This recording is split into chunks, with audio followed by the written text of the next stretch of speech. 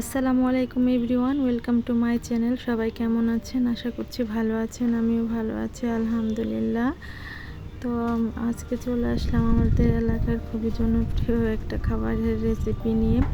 এই তো দেখতে পাচ্ছেন এখানে হচ্ছে আমি শাপলা শাপলা যে ফুল আছে ওগুলা সুন্দর করে ছিলিয়ে নিয়ে উপরের চামড়াটা ফেলে দিয়ে সুন্দর করে একটা কাঠির মধ্যে গেঁথে নিয়েছি। এগুলো দিয়ে আমি বড়া বানাবো।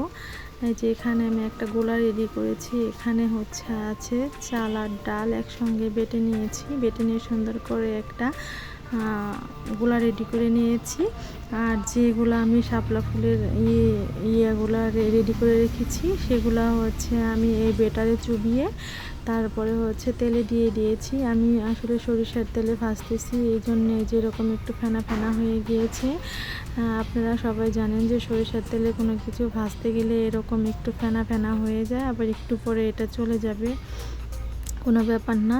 তো আমি সবসময় চেষ্টা করি সরিষার তেলটা খাওয়ার জন্য। সয়াবিন তেলটা আমি অ্যাভয়েড করার ট্রাই করি, তারপরেও মাঝে মাঝে দেখা যায় খাইতে হয়। তো এইভাবেই করে নিয়েছি। বর্ষাকালে যখন আমাদের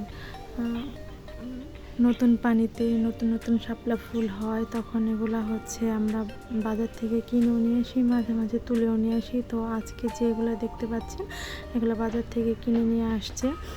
এর আগে একদিন কিনে নিয়ে আসছিল, সেদিন আর বড়া করে খাই নাই। সেদিন হচ্ছে আমি ছোটো মাছ দিয়ে রান্না করেছিলাম, সে তরকারিটাও খাইতে অনেক বেশি মজা লেগেছিলো।